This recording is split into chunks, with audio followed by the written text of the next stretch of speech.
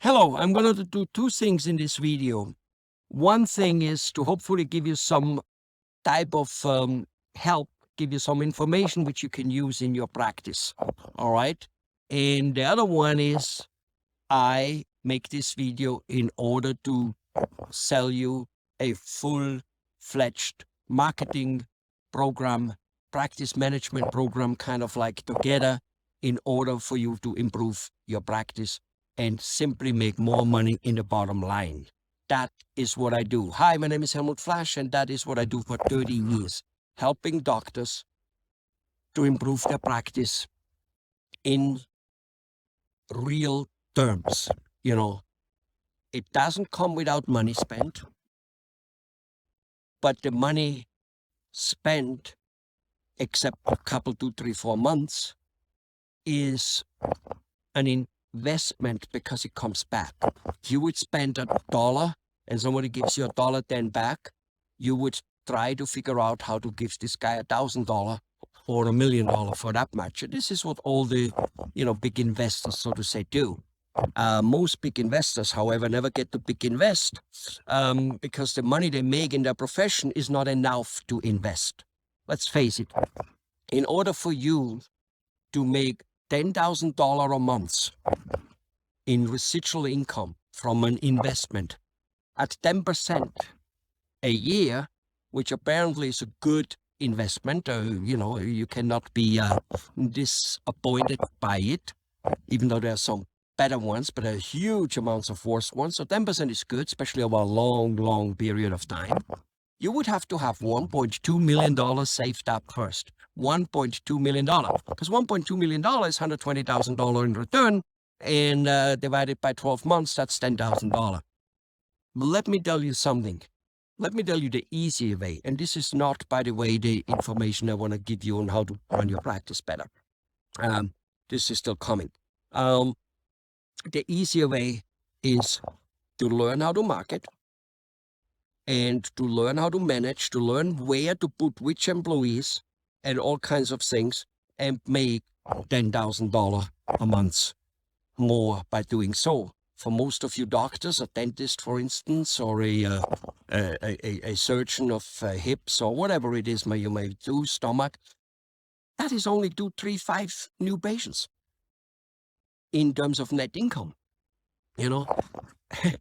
That is a lot easier than crapping up $1 million and $2. And by the way, by doing so, you'll get your $1 million and $2 to get that other money also.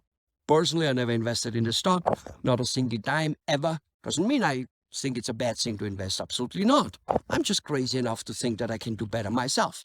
And whether them is so or not, I wouldn't know because I never did the other way. So I don't know if I would have made more money in the stock market. So let me, however, get you to the point of something I would like to help. Creating more new patients is probably our biggest wow what we do. We do it with a program called advertising. We get the person known as a jolly good fellow in the community, as a likable person in the community, as a person where the people in the community talk about you, the doctor, without talking about dentistry or podiatry or plastic surgery or whatever it is you do. That they talk about you as a person, weave you into the everyday conversation. That's a small art to do. It's almost a lost art, especially with the internet. All the internet marketing chaps out there, experts in marketing, experts in Facebook and whatever they say they are, which they probably are. Are they experts in storytelling? Are they experts in creating an advertising message? Not do I not think they're not, I know they're not, okay? So let's get to the thing. So creating new patient is incredible big. Let's now talk about something when a patient is here. Because after all, when you have a lead, when you have a patient sitting in a chair, to then lose him is, to a certain and not sell him what he needs, is even a bigger financial loss. And if you have any way of, if you look at the patient, if he doesn't do the service, no matter how well you explained it, no matter how well he's now educated about the illness, what it will do to him, blah, blah, blah. If he doesn't enroll in your service, it will not get fixed. And you probably noticed that most patients who you didn't sell today, some of them, often of them, they come back 2-3 years later, a year later, to do a cleaning or whatever it may be, and they still haven't fixed it. All right? So they didn't do it because they didn't like you. They didn't do it because it was too expensive. Well, maybe it was too expensive in their mind, but that's too expensive for everywhere. So the point is you don't help them. And of course you don't help yourself because you did spend, no matter what, money and time to get the guy into the chair and then he didn't buy. So let me give you the one little thing here which could potentially help you. I know with that one little thing, we have helped many doctors making better conversions, lots of better closing ratios, case acceptance. Here's the thing. Most people, most doctors / staff members do not spend enough time with the prospective patient. It's literally that simple. For purpose, I could stop now, but I will explain it a little bit more. Here's what's happening. Okay, the patient sits in a chair. Let's do dentistry, but it's the same just about. The patient sits in a chair and he gets, it's basically the same with all elective services, more or less, right? But the patient sits in a chair. You tell him he needs 2 crowns, he needs a little of a barrier on this side and blah, blah, blah, whatever, 1 implant, etc. And very often the doctor then walks away and says the receptionist, the manager, whatever, will talk to him. Or the doctor talks there for a couple minutes in the chair with the patient and it's over. Or the patient or the patient then goes to the front office. And at the front office, at the desk where he checks in, where usually the reception, the waiting room, I know some of you doctors don't like to call it the waiting room. We have learned that from consultants who tell you not to use such words. But anyway, it is a waiting room. And there is patients. People come and go, and and that patient, he's actually with 1 foot already out because he's next to the door. This is the place where you leave. And he will told again the price and whatever it may be. And he says, okay, I will think about it, blah, blah, blah, come back. Or he will say yes and not come back. Simply, first of all, if the patient just for a little bit thinks that other people are listening, even if it's not true, if they really can't hear him, if they're in some vicinity where he thinks they can, trust you me, he'll not be honest with his financial status, and that means you will never sell. He'll not be honest about the concerns he has of why you blah, blah, blah, that he kind of says, look, do I really need that 1 crown? I mean, blah, blah, blah, blah, blah, blah, blah, whatever. Whatever he wants to say. He'll not do it when there's too many people around. And when he stands and his mind tells him he's ready to go. So the small little thing is, there's more to it, of course, but this alone will work drastically. If you make that mistake, not all of you make that mistake, of course not. Thanks God not. Take the patient after the presentation, after he leaves the dental chair, let him leave the dental chair as fast as possible.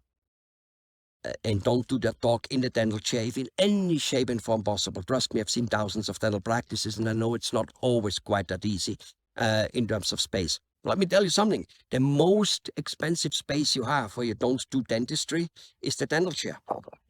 So you need some type of corner and there he needs to speak with a person, be it the doctor, be it a receptionist, be it whoever.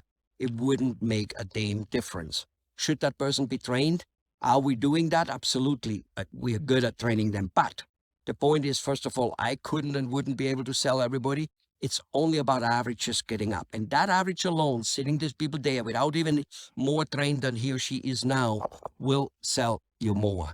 Just in case you're making that particular mistake. And maybe you don't even know it. Or maybe you've heard it, but didn't quite act on it. Well, let me tell you, in 30 years of consulting, if I would just do that alone with the doctors who don't do it, let's say it's a good half, okay? That half, with just that alone, I would probably justify all the money I charge for my full program, which includes marketing, which includes all kinds of things, all right? I know so. Those are the numbers, end of discussion. I hope this has helped you. Keep in mind, if a patient doesn't enroll in treatment, he can't be helped.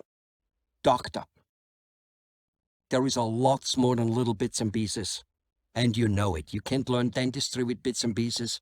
Neither can you learn running a practice with bits and pieces in marketing. And here's the thing.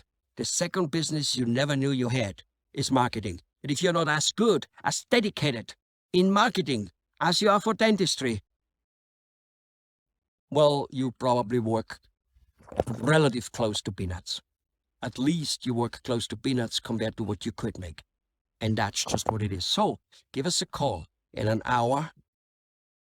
We will, you definitely please want to set aside an hour, but maybe even an hour, 20, 30 minutes, because you might have questions. Let's set aside that hour and talk to us about it, how we can help you left and right. And if you do not sign up after that hour, I get it. You would be in the majority, by the way. Then you still, even that majority who doesn't sign up, they constantly tell us, sometimes even call us months later, of how happy they have been that they did talk to us, because they now are more aware of what's happening, and you'll be able to go into the next presentation about marketing with a little bit more knowledge, with a little more awareness, able to ask more the right question because you've seen it and heard it around here. And that alone will help you. Maybe you're going to be the type of guy who says, I'm going to just try that on my own. I've tried many things on my own, and some of them worked out wonderful, and some of them not. And with some of them, like you, I still today in marketing, I go to continuous education constantly because the shit out there changes faster than my little tiny dinky old brain can even comprehend. But if I go to those things and then have my people doing it, and by the way, my people all over the world, we're taking advantage of the digital age. We're taking advantage of outsourcing, which is why we can deliver our service relatively cheap and good, especially good for what we do, especially good for what I do. And yes, all this kind of way you're going to learn here as well, with a phenomenal bonus having to do with the internet, which I don't think you want to miss. And again, whether you enroll in it or not, you will love it just for knowing that it does exist and how it actually works. All right? Don't miss it.